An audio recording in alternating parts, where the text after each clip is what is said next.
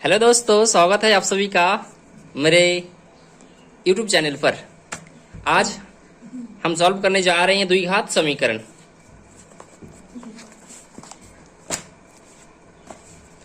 द्विघात समीकरण। द्विघात समीकरण का अर्थ क्या होता है? द्विघात समीकरण का अर्थ होता है ऐसा समीकरण जिसका अधिकतम घात 2 हो।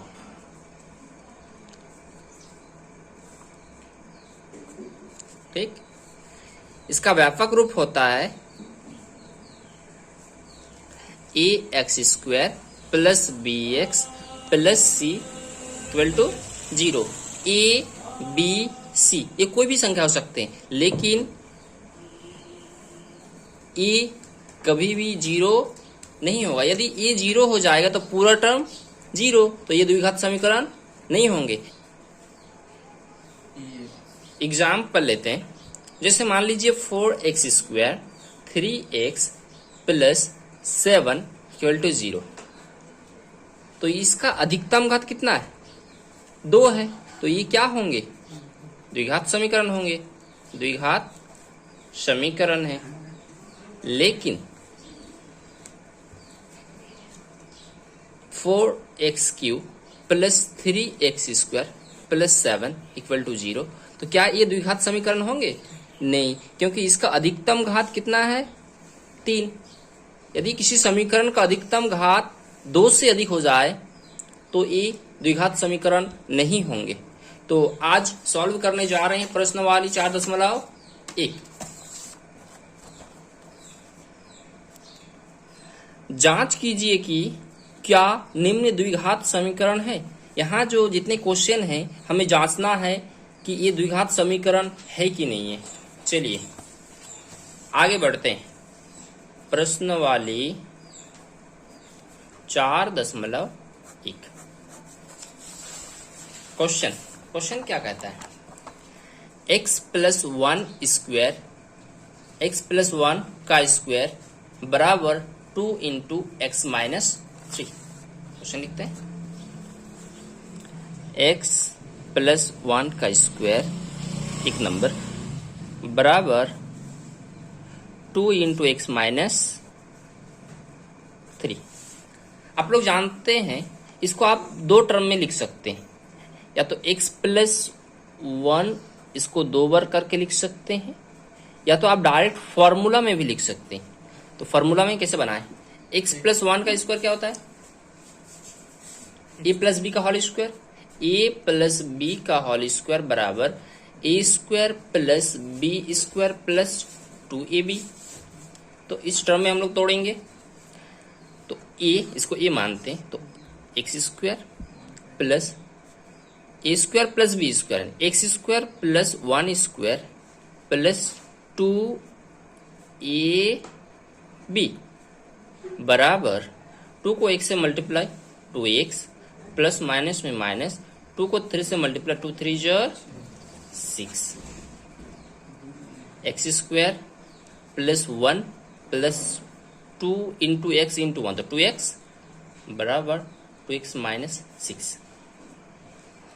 अब 2x और 6 को बराबर किस पर लाइए?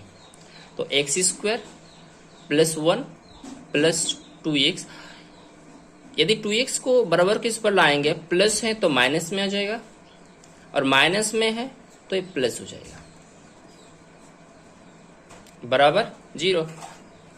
2x कट गया, x² प्लस 6 और 1 7 इक्वल टू 0।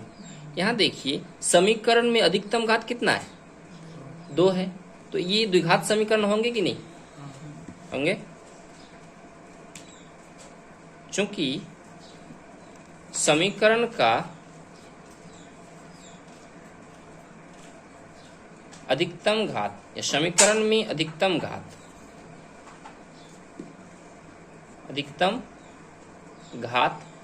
2 है, अतः यह द्विघात समीकरण होंगे। यह द्विघात समीकरण है। तो समझ में आया बच्चों? चलिए दूसरा क्वेश्चन। चलिए अब प्रश्न संख्या 2, 1 का 2। क्वेश्चन क्या है? x² माइनस 2x बराबर -2 into 3 minus x। x² minus 2x equal to -2 गुना 3 माइनस x। चलिए इसको सॉल्व करते हैं। x² माइनस 2x ये गुना में है, तो -2 को 3 से गुना करेंगे तो -3 2 तिया 6, फिर 2 से x को तो माइनस माइनस में plus 2 into x 2x। x² minus 2x। अब इस टर्म को फिर लाइए इधर, -6 तो +6 हो जाएगा, minus plus 2x minus 2x हो जाएगा बराबर 0। x² -2x और फिर -2x कितना होगा? कैसे -4x होगा? यदि मान लीजिए अब दुकान में 2 रुपया उधार की, फिर और एक बार फिर 2 रुपया उधार की, तो उधार रहेगा क्या रहेगा? उधार रहेगा। कितना रुपया का उधार होगा? 4 रुपया का उधार। तो -2x और 2x 4x प्लस 6 बराबर 0। इसमें देखिए समीकरण में अधिकतम घात कितना है? 2। चूंकि समीकरण में अधिकतम घात 2 है, अतः यहाँ द्विघात समीकरण है। अब 3 number question. x minus 2 into X plus 1 equal to x minus 1 into X plus 3। आइए 3 नंबर सॉल्व करते हैं। x minus 2 into X plus 1 equal to x minus 1 into X plus 3। अब इसको कैसे सॉल्व करेंगे? देखिए